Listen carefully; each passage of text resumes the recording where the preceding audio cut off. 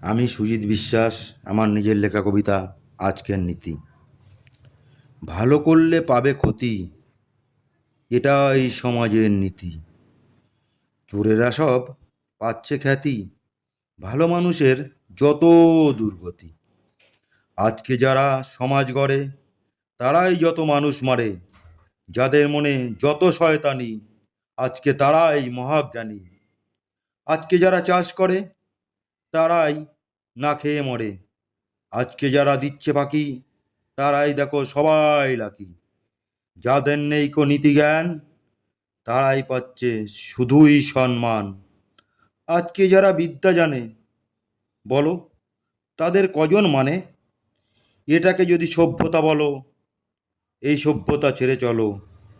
বলছি আমি মনের থেকে, আজকের এই সমাজ দেখে। নমস্কার।